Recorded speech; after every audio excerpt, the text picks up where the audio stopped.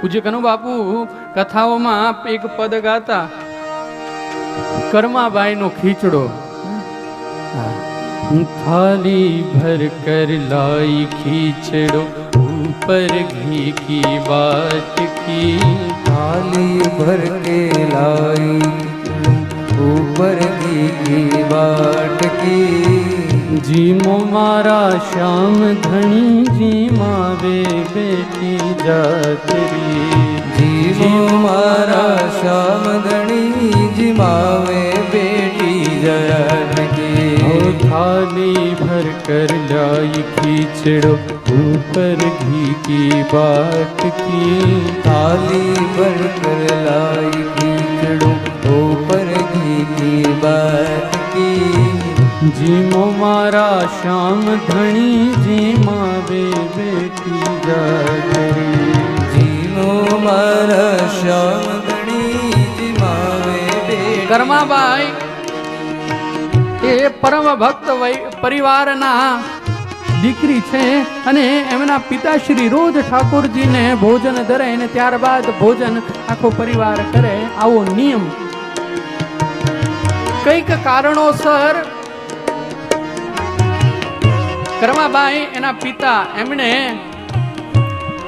શહેર જવાનું થયું, બહાર જવાનું થયું અને કર્માબાઈને કીધું કે બેટા તું ખીચડી બનાવજે, ખીચડી બનાવીને ઠાકોરજીને અર્પણ કરજે, ઠાકોરજી ભોજન ગ્રહણ કરી લે, ભોગ જમી લે, એ પ્રસાદ થઈ જાય પછી તું. કીધું ભલે. અને કર્માબાઈ એને ખીચડી તૈયાર કરી, ઉપર ઘીની વાટકી મૂકી અને ઠાકોરજી સામે અર્પણ કર્યું છે અને કીધું કે હાલ લાલા જમી લે. ઠાકોરજી એ પ્રગટ નથી થતા એટલે કર્માબાઈને એમ થયું કે રોજ મારા પિતાશ્રી જમાડે છે ને આજે હું જમાડું, એટલે કહે છે,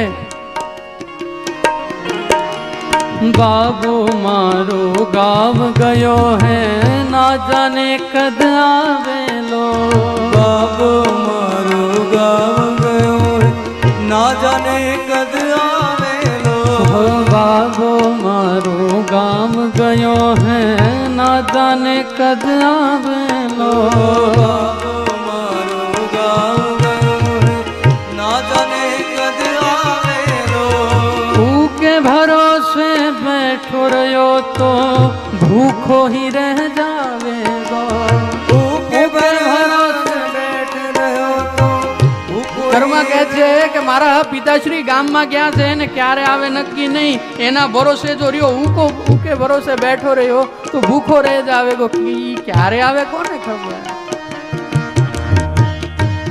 તોય ઠાકોરજી પ્રગટ થતા નથી.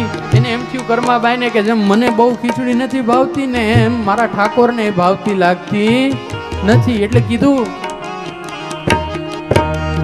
आज जिमाऊ तने खींचड़ो काल राबड़ी ठाट की, आज जिमाऊं तने खीचड़ो काल राबड़ी छाछ की, आज जिमाऊ तने खींचड़ो काल राबड़ी छाछ की, आज जिमाऊं तने खीचड़ो काल राबड़ी छाछ की, जीमो मारा श्याम धनी जीमावे बेटी जात रे, जीमो मारा श्याम धनी जीमावे। કે છે કે ઠાકોર હે શ્યામ આજે ખીચડી ખાઈ લે, કાલે પિતાજી આવી જાય ને પછી એને કહીશ કે તને રબડી બનાવીને ખવડાવે, પછી રાબડી ખાજે તું, આજે ખીચડી ખાઈ લે.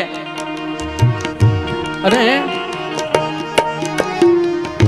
ઠાકોરજી પ્રગટ થતા નથી એટલે કર્માબાઈ વિચારે છે કે મારાથી ભૂલ ક્યાં થાય છે, હું કઈ ભૂલતી નથી ને. ત્યાં યાદ આવ્યું કે પડદો તો લગાડ્યો જ નથી. લે પિતાજી જયારે ભોગ અર્પણ કરાવતા ત્યારે પડદો લગાડતા, પડદો लगानो भूल गई हूँ पर्दो फेर लगावे, पर्दो लगाना भूल गई है, पर्दो फेर लगाए हैं, पर्दो नाना भूल गई हूँ पर्दो फेर लगावे हैं, पर्दो लगाए भूल गई है, पर्दो फेर लगा। કે છે કે લે પડદો લગાડી દીધો હવે જમી લે. પણ ઠાકોરજી પ્રગટ થતા નથી. અને હવે કર્માબાઈ એને ગુસ્સો આવ્યો છે. આ જો મહાપુરુષો એમ કીધું કે બાળક નાનું હોય ને ત્યારે તમને જોઈ જોઈને બધું શીખે. ઘરમાં જે આવતું હોય ને એ જોઈ જોઈને એનું નિરીક્ષણ કરતું હોય અને જેવું જોવે ને એવું શીખે. એટલે ઠાકોરજીને આટલી વાર કીધું, આટલું મનાવ્યા તો એ પહેલા જો પ્રેમથી મનાવ્યા. આપણે શું કરીએ, નાના બાળકને લાલચ આપીએ કે લે બેટા હું ચોકલેટ ખવડાવીશ, ભાગ લઈ દઈશ. એટલે એમ કીધું કે કાલે તને રબડી ખવડાવીશ, આજે જમી લે ને ખીચડી. ઠાકોરજી નો માન્યા તો કીધું કે કાંઈ ભૂલાતું નથી ને? હા, ઉભા રહ્યો કે ફોન આપી દો. આજના બાળકો ફોન આપો હમણાં. હા, કીધું પડદો લગાડવાનું ભૂલાઈ ગયું તું, પડદો લગાડી દઉં, હવે જમી લે, તોય નથી જમ્યા. અને હવે કર્માબાઈ ખીજાણી છે.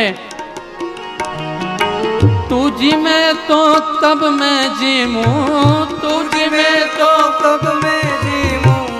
એ ઠાકોર તું જમી લે. કેમ? તો કે તને ભૂખ લાગી હોય કે ન લાગી હોય, મને લાગી, તું જમ તો હું જમું ને, હવે જમી લે.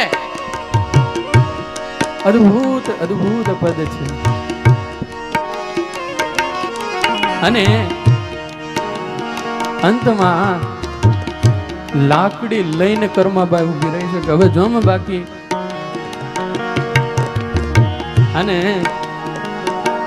ઠાકોરજી પ્રગટ થયા, કર્માબાઈના ખોળામાં બેસી કર્માબાઈ ઠાકોરજીને ભોજન કરાવે છે. વિચાર કરો કે ભક્તિને આધીન થઈને ભક્તો પાસે ઠાકોરજીએ 14 બ્રહ્માંડના નાથે પણ મૂર્તિમાંથી પ્રગટ થઈ ભોજન કર્યું.